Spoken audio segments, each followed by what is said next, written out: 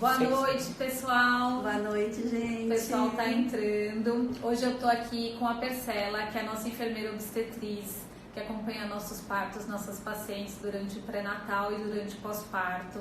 É uma pessoa muito querida. Eu tenho um super prazer de estar aqui do lado dela, porque ela foi minha anja da amamentação. Se não fosse ela, minha filha não teria mamado 1 ano e meio e com muita dificuldade para tirar, né? Então eu agradeço muito a Persela, recomendo ela para todas as minhas pacientes e minhas amigas, porque realmente ela salva. Eu acho que nessa hora da amamentação faz toda a diferença a gente ter um profissional experiente do nosso lado, porque eu mesma, como ginecologista, a gente acha que entende de tudo, mas é um perrengue. E é por isso que a gente resolveu fazer essa live, né, para focar não só, muitas mães se preparam bastante para engravidar, passam por todo um tratamento, se preparam muito para a hora do parto, mas pouca gente pensa na amamentação, deixa para um segundo plano, achando que vai ser uma coisa natural.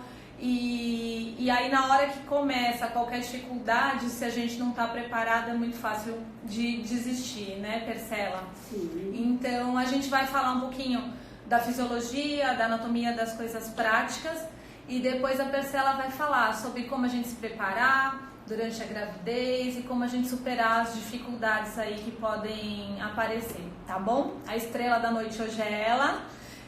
Eu vou começar falando só um pouquinho sobre os hormônios que participam de todo esse processo, tá? Eu gosto de dizer que o leite é produzido na nossa cabeça, tá? É um trocadilho, na verdade, a mama que faz a produção do leite, mas a nossa cabeça interfere muito em todo esse processo, né? Por isso que momentos de estresse, falta de sono, dor, interferem muito nessa produção aí. E o contrário também é verdadeiro, né? O bem-estar que a amamentação traz para a mãe e para o bebê são para toda a vida, tá? Então, só para a gente entender um pouquinho de forma rápida, os hormônios responsáveis pela amamentação. O estrogênio, ele começa desde a puberdade a estimular o crescimento dessas mamas e o desenvolvimento dos lóbulos, dos ductos, tá? A anatomia da mama, a mama tem por volta de 15 a 20 lóbulos, que é onde é produzido o leite. Eles desembocam nos ductos lactíferos e aí na papila, tá? O crescimento desses lóbulos é produzido pelo estradiol, com influência de outros hormônios, né? Do hormônio de crescimento, de vários outros hormônios, mas principalmente do estrogênio. E na gravidez, com a atuação da progesterona, vai ocorrer a multiplicação desses lóbulos, a mama vai aumentar a quantidade de gordura e está preparada para a produção, tá? O leite, ele não é produzido durante a gestação. O leite vai ser produzido com o auxílio da prolactina, que é um hormônio que está bloqueado durante toda a gravidez pelos altos níveis de estrogênio e progesterona. Quando acontece o parto, ocorre uma diminuição do estradiol e da progesterona e a prolactina aumenta. E é a prolactina que vai estimular a formação do leite. O leite é ejetado mediante o estímulo da sucção, que vai ser estimulado pela ocitocina. Então, na hora da produção do leite, são os dois hormônios que interferem, a prolactina e a ocitocina. E esses dois hormônios recebem uma mensagem vinda lá do nosso hipotálamo, tá? E eles são produzidos na hipófise. Por isso que tem toda a influência do nosso cérebro, do nosso estresse, do nosso sono na lactação, tá? Então eu acho, Pê, que a gente podia começar falando durante a gravidez, o que a gente já deve fazer para se preparar para esse momento aí da amamentação. Uma das coisas muito importantes que nós falamos para as nossas pacientes, nossas gestantes, é como preparar esse mamilo.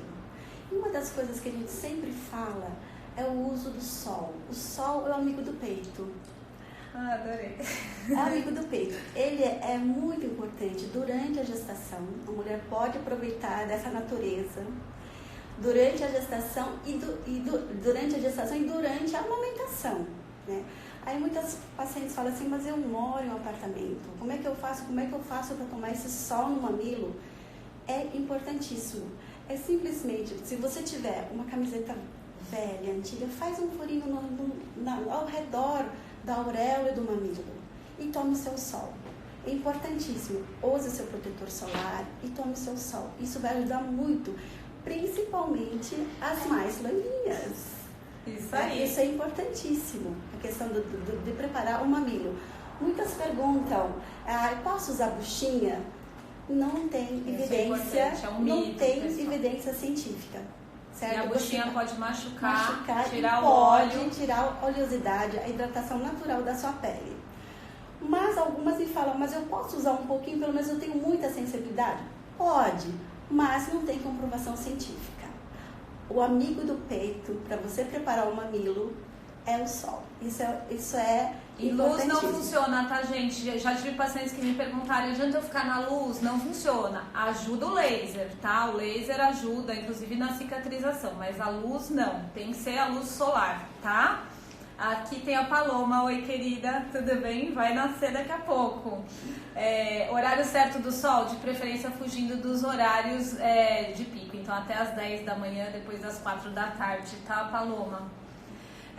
Bom, preparamos o peito, né? Tem a história dos bicos invertidos, né? Se você já sabe que você tem um bico invertido, se tem um bico plano, a Percela já me explicou que na verdade o problema não é o bico, que o bebê ele não vai abocanhar o bico, ele vai abocanhar a areola. Então, pode até ser mais difícil, mas não impede você que tem um bico plano, bico invertido de amamentar, que não é no bico que o bebê tem que pegar, ele tem que pegar na areola, né? Ele tem que abocanhar a auréola. Algumas pacientes usam conchas, né, durante a gravidez para ajudar esse bico a ir saindo, mas também não é uma obrigatoriedade que ela vai ter dificuldade pelo bico não ser para fora, tá?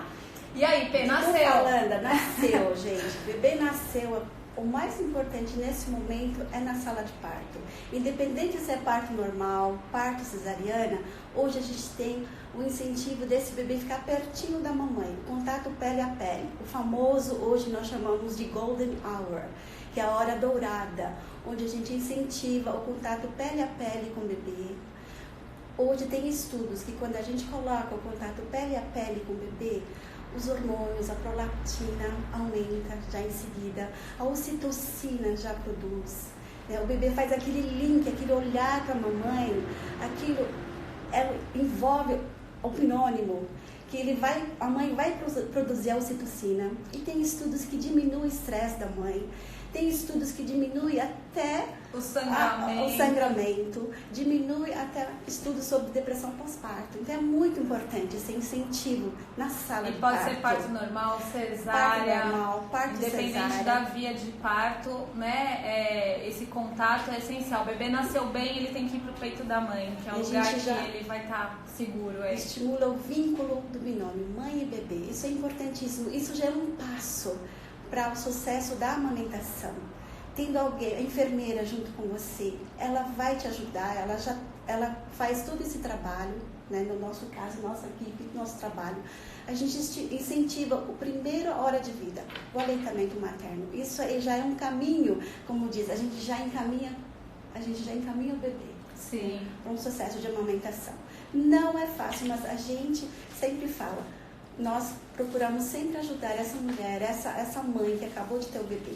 E o Golden Hour hoje é importantíssimo de fazer esse vínculo, esse contato pele a pele, esse olhar, o imprint que a gente faz junto com a mamãe, o incentivo, mesmo que o bebê não ganhe na hora, não efetivamente, mas esse contato pele a pele junto com a mamãe é primordial.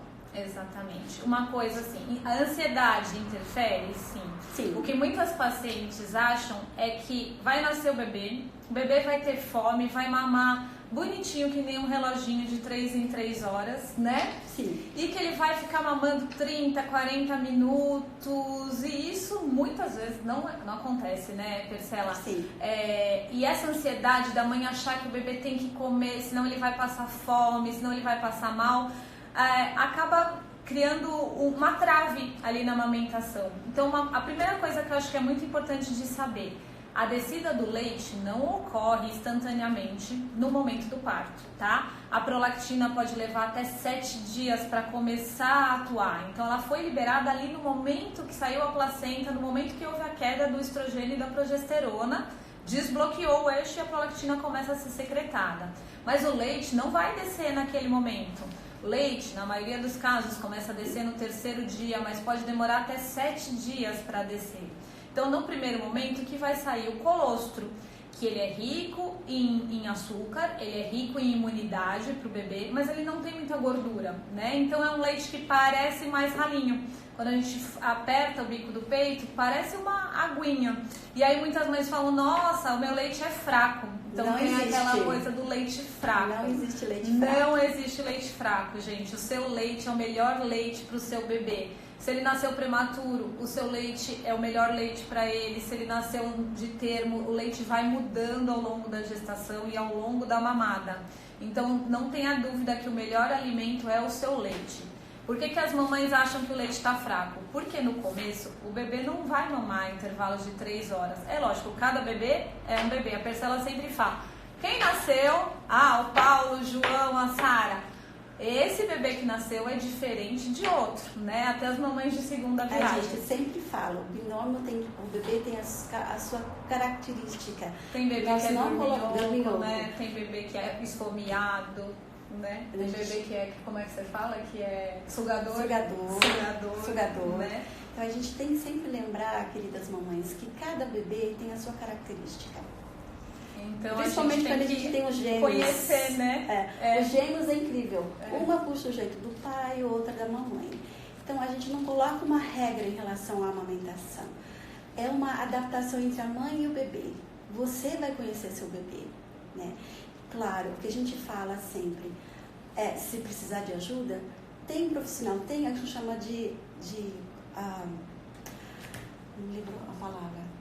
A gente fala de os auxiliares. Os anjos da amamentação. Então, é muito importante, gente, porque no começo a gente precisa regular a quantidade de leite que o seu bebê precisa. Então, muitas vezes o bebê vai mamar no intervalo menor do que 3 horas, porque o tanto que você produz de leite ainda não é a quantidade suficiente para saciar aquele bebê. Com o tempo, e às vezes isso pode levar até um mês pós-parto, vai regular e confiem que vai aumentar esses intervalos. Mas o que é mais lindo é a livre demanda. Então, hoje em dia, os bebês ficam no quarto com as mães para isso mesmo, para que ele possa ter oportunidade, ele e a mãe, de se conhecerem, e ele e a mãe dele mamar na hora que ele tiver vontade, sem muita regra. Precisa mamar 15 aqui, 15 ali, dali, deu 3 horas, eu tenho que acordar. Então, o mais bonito de tudo é que a natureza é muito sábia, né? Então, o neném vai pedir e a mama da mãe vai encher na hora que o bebê tiver com necessidade. Então, o melhor termômetro, o meu bebê mamou o suficiente, quando o leite começar a descer, a mãe vai sentir a mama cheia, túrgida, pesada. E qual que é o melhor termômetro para definir? Ele mamou tudo? Mamou tudo quando? Quando você sentir que a sua mama já está mais vazia, que ela já não está mais túrgida, mais tão pesada, sinal que ele mamou até o fim, né? Acho que é legal falar de revezar as mamas, né? Exatamente. Uma das coisas que a parte mais difícil em relação à amamentação, lembrei do nome, consultoras de amamentação. A parte mais difícil realmente é a descida do leite. Eu vejo isso com as mamães quando descem o leite. Qual que é a sua ajuda? O que você pode fazer nessa parte? Então a gente orienta, nós orientamos as mamães o que você vai sentir durante a descida do leite. A própria mãe, ela vai sentir que ela está um pouco febril, as mamas ficam doloridas, túrgidas. Nessa hora que você vai precisar de ajuda muitas vezes, tá? Porque a de areola você massagear essa auréola, de abocanhar. E geralmente as mães falam para nós a experiência que a gente consegue ver, e quando chegam em casa, as mães poderiam estar um pouco mais no hospital, né? Tá tudo lindo no hospital, gente. Quando chega em casa, o leite desce, a papila fica túrgida, o neném não consegue pegar de jeito nenhum, até uma paciente quando não pega porque o leite está empedrado. É por isso mesmo. Quando a mama tá flácida, é fácil, né? O bebê abocanha a areola bonitinho. Desceu o leite, a mama tá túrgida. E nessa hora o que a gente pode perceber que realmente o bebê começa a ter mais fome, o bebê chora mais em casa, ela vai ter muito mais fome, então nós precisamos preparar essa mama na parte do engurgitamento, na parte da descida do leite. É fazer a massagem areolar, a auréola tem que estar bem flexível para que essa bebê possa abocanhar. A massagem dos ductos, a famosa massagem japonesa, isso libera os ductos, isso facilita muito para o bebê. Porque ela vem com fome, se você não fizer essas manobras, ela vai ficar brava, ela vai ficar nervosa, porque ela está com fome, a auréola está endurecida, ela vai fica com muito mais dificuldade e dificulta a amamentação. E é nessa hora que machuca também, que machuca. Fazem as fissuras, né? Então, assim, sempre sentir que a mama tá pesada, tá empedrada, às vezes esvazia um pouquinho, né? Sim. Despreza um pouquinho do leite para minimizar, para essa areola voltar a ficar mais flácida, para o bebê conseguir abocanhar. Tá empedrada, tem que massagear. Massageia bem aquela região que tá empedrada para tentar desfazer aquilo e deixa o bebê esvaziar, tá bom? Tá? O leite, ele tem algumas fases, é importante que o bebê mame até esvaziar aquela mama, porque é só a última parte da mamada que vai ter a gordura, que é o que mantém o bebê saciado por mais tempo. Então, se o bebê mama um pouquinho, dorme, ou porque ele tá com muito sono, ou porque ele tá muito aconchegado, então tá muito quente, ele se sente lá confortável, mama 15 minutos, dorme. Com certeza ele vai acordar muito antes, porque ele não chegou na parte de gordura do leite. Então isso é importante, estimular o bebê, né, Persela? Deixa pelado, tira a roupinha, deixa ele com frio, não deixa tão aconchegado. E aí fica estimulando, belisca, para ele mamar até o fim a mama, porque com certeza o intervalo entre uma mamada e outra vai ser maior, tá? E por falar em intervalo, alguma pergunta? Ele perguntou aqui, alguém perguntou sobre as pomadas de lanolina e o que fazer quando aí já machucou, né? Resolver os problemas, aí a gente já fala. Uma paciente Andréia aqui agradecendo que você ajudou a Heloísa. Olha lá, e ela mama até hoje. Vamos falar um pouco sobre trauma mamilar. A trauma mamilar nós podemos realmente evitar. Qual que é o segredo de não ter tanto trauma mamilar? É a pega correta. Então, essa pega correta nós já incentivamos na primeira hora de vida do bebê. Voltamos lá para a Golden Hour, né, aquela hora dourada. Mesmo que ela não pega, mas a gente consegue às vezes incentivar. E muitas vezes esse bebê já abocanha, então a gente já coloca diretamente. O segredo é a pega correta. Eu vou mostrar para vocês uma foto que eu acho ela muito, muito importante. A foto da pega correta, só um pouquinho, que eu acho super importante. Vocês conseguem ver ali, tá? Esse é o segredo para que o bebê não tenha trauma, não machuque o seu mamilo. É aquela pega correta, a boquinha do peixe, pegou toda a auréola, né? O que acontece? Pode voltar. O que acontece muitas vezes quando você está amamentando? O bebê começa a sugar. Tem uma mama mais ou menos aqui, eu acho que eu consigo mostrar para vocês. O bebê, né? Ele vai abocanhar, vai pegar toda a auréola.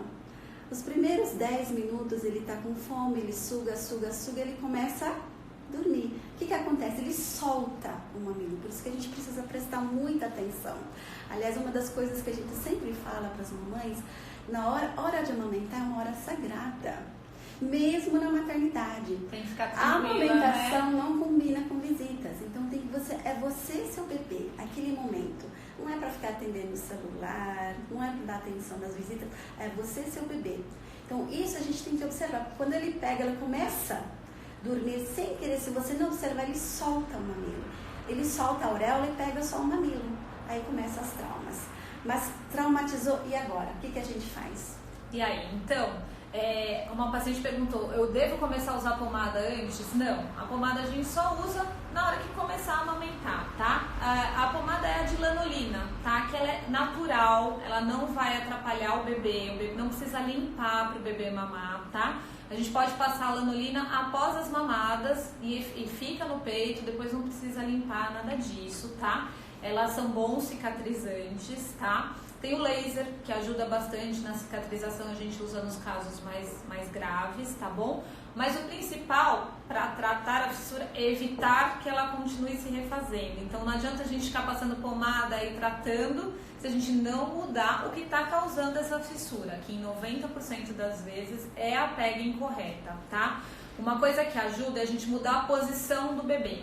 Porque o bebê está lá naquela posição clássica, amamentando assim, machucou naquela região. Se você inverter o bebê, colocar ele com as perninhas para trás, ou colocar ele sentado de cavalinho, ele vai abocanhar em outra região.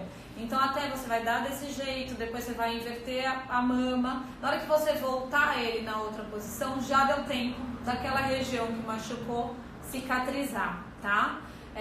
Então, estimular a pega correta e ir mudando a posição das mamadas, isso é importante, porque se machucar, na outra vez que ele vai mamar em outra posição, não vai machucar sempre aquele mesmo lugar, tá? Porque a gente já viu umas coisas feias, né, nos bicos. Mas hoje o laser, a gente tem observado que o laser é um ganho para a amamentação.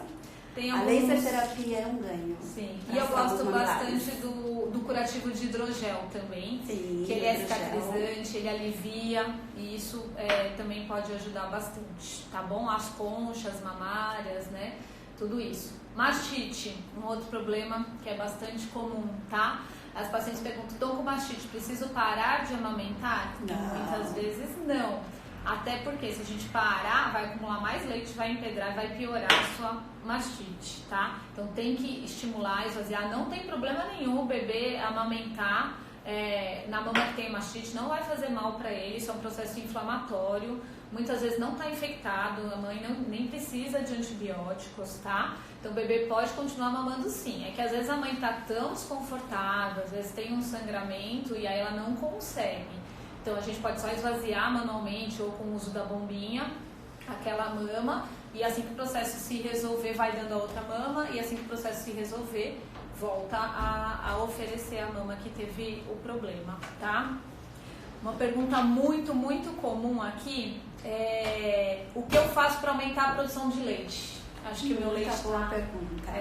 O que eu passo? Será que eu tenho a produção correta dessa mama? Será que eu estou produzindo eu não bem? tenho muito leite?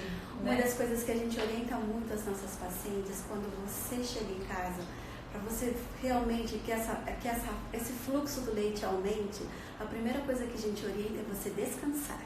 Difícil, descansar é difícil. Aí entra planejamento na casa. Tem que planejar, porque você precisa descansar, você precisa se hidratar muito. Líquido,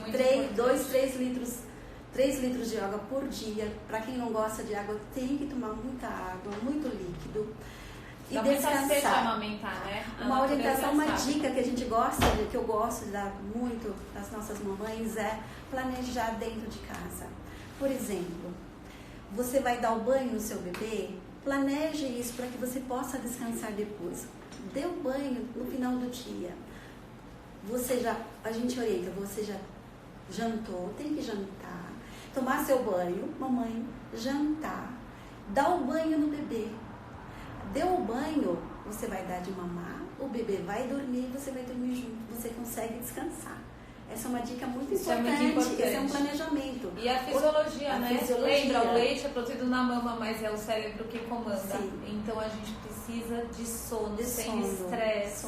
Né? Outra coisa, tem que se hidratar e se alimentar bem. E nada de regime durante a amamentação. Não é aconselhável. Regime, fazer exercícios radicais, tudo isso diminui a produção do leite. Com certeza. Então isso é importante. Outra coisa, apoio familiar junto. Tem hora que você está lá amamentando, alguém tem que estar junto com você. Você vai precisar da terceira mão. Isso é super importante na amamentação, para ter sucesso. Tá bom? Essa é uma dica para vocês hoje. De todo esse apoio. Então, assim, sono é o mais importante de tudo. Hidratação, essencial. A gente estimula chá da mamãe, líquido. Quanto mais líquido, chá da mamãe é uma delícia também, né? Você usou. Eu sei. E também. ele dá uma relaxada também. Isso ajuda bastante, tá? E do ponto de vista farmacológico, né? Tem duas coisas que a gente pode usar. Vamos lembrar de novo, os dois hormônios que interferem na lactação. Prolactina vai produzir o leite e a ocitocina que vai ajudar na ejeção. Saída do leite. Então, muitas mães usam a ocitocina spray nasal. Às vezes está em falta, às vezes a gente encontra, Sim. né? Mas se tiver oportunidade, é legal porque é o hormônio que ele é produzido com a sucção do bebê. Mas se a gente precisar de um acréscimo, a ocitocina em spray ajuda bastante na ejeção desse leite, tá? E os remédios que aumentam a prolactina. Então, se a gente quer aumentar a produção, vamos pensar naqueles que aumentam a prolactina. Os mais frequentes são o Plasil, que a gente usa esse mesmo que a gente usa para enjoo, tá? a sulpiride, que os pediatras não, ele é um antipsicótico, porque o efeito colateral dele é aumentar, ele é um antidepressivo e o efeito colateral dele é aumentar a prolactina, tá? E ele aumenta então bastante a produção do leite. Por outro lado, algumas mamães começam a ter algumas alterações de sono, de ficarem mais nervosas, mais estressadas, então a gente deixa ele para um segundo plano. Algumas mamães se sentem muito bem, dizem que ele até melhora essa parte do bloqueio puerperal, da depressão pós-parto, então é bem individual. Tem gente que adora ele, tem gente que odeia ele, tá? E a domperidona, que também que ajuda também a aumentar o aumento da prolactina, e com isso aumenta a produção do leite. Então a gente pode, em alguns casos, lançar mão dessas medicações, é lógico, sempre conversando em conjunto com o pediatra, porque tudo que a gente come, tudo que a gente bebe, tudo que a gente ingere vai pro leite. São raras as coisas que não são excretadas pro leite. Isso com certeza vai pro leite. Algumas coisas podem não ter efeito maléfico nenhum pro bebê, algumas coisas podem ter alguma alteração, então a gente tem que estar sempre de acordo com o pediatra quando a gente for acrescentar alguma coisa aí pra mamãe, tá bom? E a ocitocina spray, tá? O que mais? Duas mastites, e mesmo com dor continuei amamentando. Quais alimentos evitar para ter um leite saudável? Muito bem. Quem é que está perguntando? É a Paloma, querida. Paloma, a amamentação, a gente tem que ter uma alimentação mais natural possível. E a gente orienta para não usar principalmente coisas escuras, chocolate, shoyu, isso dá cólica para o bebê, tá bom? O mais natural possível. E a gente orienta muito também nunca amamentar com fome. Você tem que se alimentar primeiro, se hidratar bem durante a amamentação. A amamentação traz muito benefício, né? Tanto para o bebê quanto para a mãe. Esse começo é difícil mesmo, porque a mãe está cansada, às vezes não entende, estresse. Então eu acho que o principal é ter todo esse apoio, né?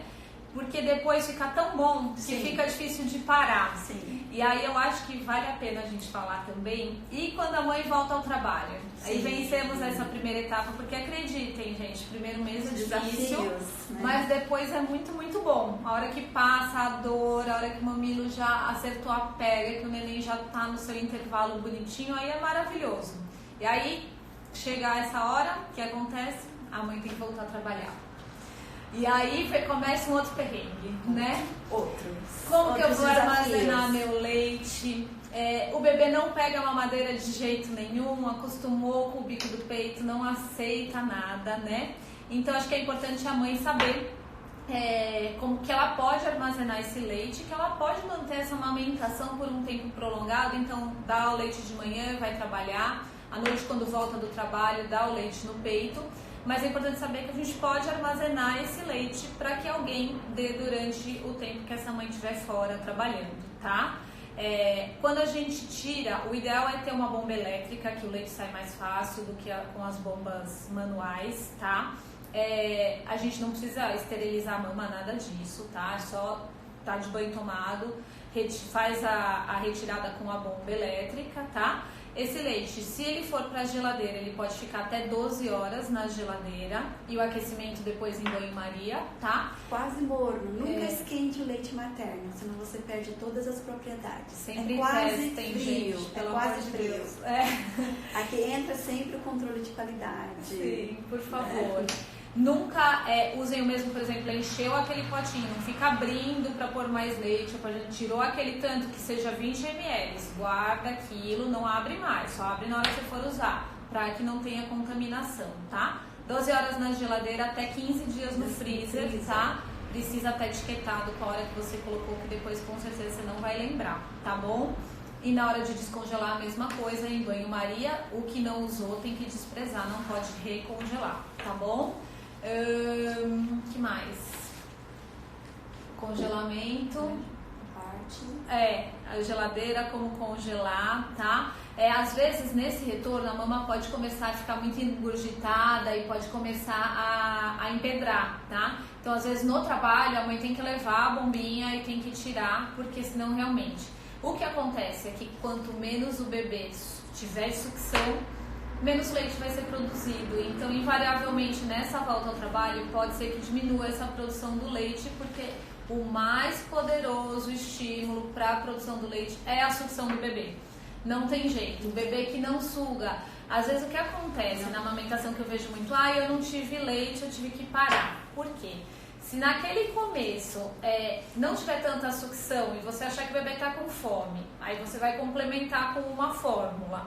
O bebê vai sugar menos. E aí, cada vez mais, o seu organismo vai produzir menos. Isso vai fazer uma bola de neve. E aí, muitas mães acabam descontinuando a amamentação com aquele mito de que eu não tive leite. Todo mundo tem leite. A mulher está preparada, salvo raríssimas exceções de cirurgias nas mamas. Mas nós sempre incentivamos mesmo primeiro assim, peito, depois o comprimento em casos de mamoplastia. Mas tem casos são que raros. Casos Que não... Hoje em dia, quem faz a mamoplastia, a gente consegue perceber que estão deixando mais os ductos. Então, hoje, mamães conseguem amamentar, mesmo tendo a redução. As cirurgias também são cada vez menos invasivas, né? Então, assim, é raríssimo não ter leite, ou não tive bico, ou não produzir, ou o meu leite é fraco. Tudo isso é mito, gente, não existe. É porque é difícil a gente vencer esse primeiro mês de regular, a produção está adaptada ao que o seu bebê precisa. E cada bebê precisa de um jeito. Não adianta comparar, da minha amiga mama 40 minutos, o meu em 15 minutos mama. O seu bebê é o seu bebê, o que você tem que se conhecer e conhecer ele. Saber quando a sua mama está cheia, saber quando ele conseguiu esvaziar e revezando as mamas. Eu lembro que no começo eu tinha um aplicativo que eu ficava mamando na direita, mamando na esquerda, eu nunca sabia. E eu vi que depois não precisava de aplicativo nenhum, era só prestar atenção do jeito que estava a minha mama, que eu sabia qual que eu tinha que dar. Então, no começo você fica perdida fazendo 1000 tabelas. Meu cunhado era engenheiro, ele fazia uma tabela no Excel das mamadas, e depois você vê que não precisa de nada disso, porque é só você se conhecer e entender o seu organismo, o que o seu bebê está pedindo, exatamente. Eu acho que a gente ainda tem um tempo, dá pra gente falar de amamentar durante a gestação, que algumas mamães têm um bebezinho ali na sequência do outro, e elas chegam pra gente, ou então querem fazer um novo tratamento e ainda estão amamentando, e elas têm a preocupação de que, mas eu vou ter que tirar do peito pra engravidar do segundo, né? E falar um pouquinho até das receptoras que desejam amamentar, ou de pacientes que não tiveram a oportunidade de ter a Golden Hour, de amamentar nessa primeira hora, os bebês que vão para UTI, né, ficam com suplemento bastante tempo. Essas mães ainda têm a oportunidade, né, de amamentar. Quer falar um pouquinho sobre isso? A gente fala, a gente tem o método de relactação, aquelas que querem amamentar, né? Hoje tem aparelhos, tem a mamatute, que através de uma sondinha ela consegue amamentar seu bebê, nós chamamos de relactação. E aquelas que têm dificuldade, que tem algumas, acontece da diminuição excessiva por um estresse, por algum acontecimento que o leite simplesmente vai embora, diminuiu muito. Então nós falamos do translactação, tá? Isso é feito isso é realizado para profissional que faz esse trabalho, que são as consultoras de amamentação, tá? Então isso é um trabalho muito importante, tanto para a mãe como para o bebê, esse vínculo de amamentar. Né? Essa experiência de você amamentar o seu bebê, isso é muito importante, né? Tanto para a mãe como para o bebê. Então nós temos esse método que nós chamamos de translactação, que você aumenta a produção do leite, e a relactação você consegue trabalhar de novo, junto com alguns medicamentos, para que essa mãe consiga amamentar. Não tem muitos estudos, né, em relação a pacientes que foram mães adotivas, a receptoras que fizeram útero de substituição, enfim, pacientes que não gestaram e que desejam amamentar. São pouquíssimos os estudos, tá? Eu mesma não tenho experiência pessoal de nenhuma que conseguiu seguir adiante com a amamentação.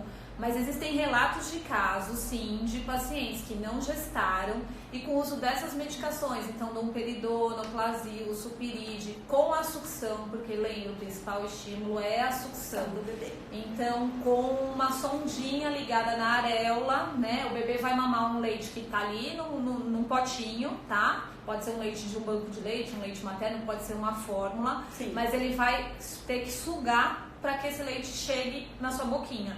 E aí esse estímulo da sucção, mais o uso de algumas medicações, podem sim estimular que aquela mãe que não gestou consiga amamentar. É lógico que isso precisa de uma consultora, precisa de tempo, precisa da mãe disposta a ter todo esse processo, mas tem já relatos de casos sim, de pacientes que conseguiram, tá? E com relação a amamentar grávida, tá? Antigamente a gente falava que não podia porque era mais fácil, ninguém sabia, não tinha estudo, então é mais fácil falar que não pode do que tentar, tá? Mas já foram feitos vários estudos, uma revisão sistemática de mães que amamentaram durante a gestação e mostrou que isso não é um grande problema, com algumas ressalvas, tá? Uma das coisas mais importantes, quando a mulher engravida, a primeira coisa, um dos primeiros sintomas é a mama mais sensível na gravidez. Então, às vezes, isso pode ser um entrave. Às vezes ela não consegue continuar a amamentação porque ela sente aquele mamilo mais sensível, a amamentação fica mais dolorida, tá? Muitas vezes o leite muda o gosto e aí o próprio bebê pode não querer continuar, já desmama espontaneamente, tá? E o que a gente tinha medo é que durante essa sucção libera ocitocina e a ocitocina é o hormônio responsável pelas contrações do trabalho de parto.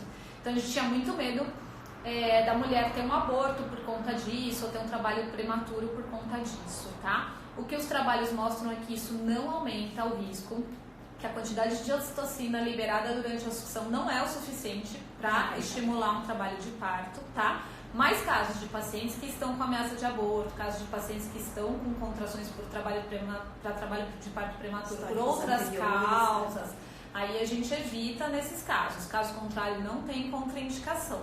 A única coisa que os estudos mostraram é que as mães que amamentaram durante a gravidez tiveram mais risco de desnutrição e de anemia, porque a amamentação consome. Então é o que a Priscila falou, a gente não pode fazer dieta durante a amamentação e mesmo assim a gente emagrece muito. É verdade. Porque a amamentação consome muito a mãe. E ela tá no momento que ela tá grávida, precisando nutrir um bebê que tá lá na barriga e o bebê que tá mamando e ela.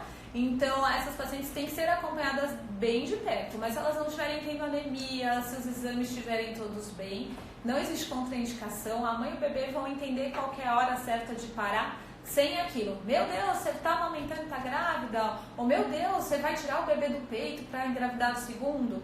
Eu acho que isso cada um decide para a sua família o que é melhor, tá? E não é um mito, hoje em dia a gente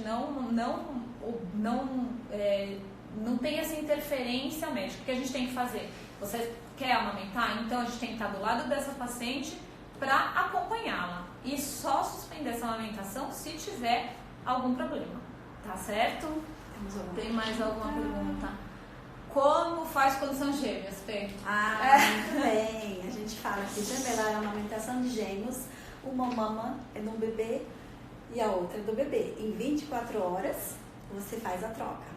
Esse é o método que a gente orienta para os gêmeos. Aí haja tabelinha, né? Haja tabela. Tá? 24 Mas horas tem paciente troca, que consegue amamentar exclusivamente, mesmo gemelar, viu? Tá? Eu acho... Tem mais alguma coisa, Nath, que chegou? Relacionado a esse tema, não. Tá Tem uma certo. pessoa perguntando sobre reserva variável. Os leites, como é que é o leite, né? Então o leite ele é formado de várias... ao longo da mamada ele vai mudando, tá? A consistência.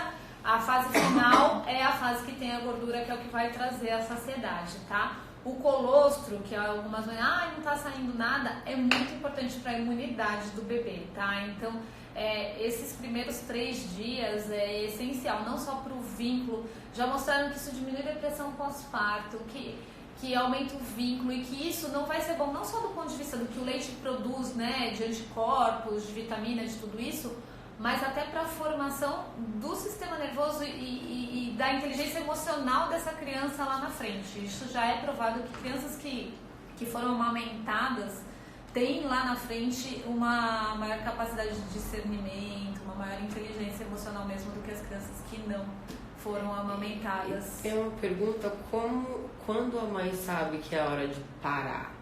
De parar de amamentar? Porque tem mães que às a mãe vezes sabe. vai já tá uma criança. O desmame da amamentação é sempre a mãe e o bebê. Eu acho que a mãe gente sabe. não põe uma regra. É. Tem bebê pela Organização Mundial de Saúde até 2 anos.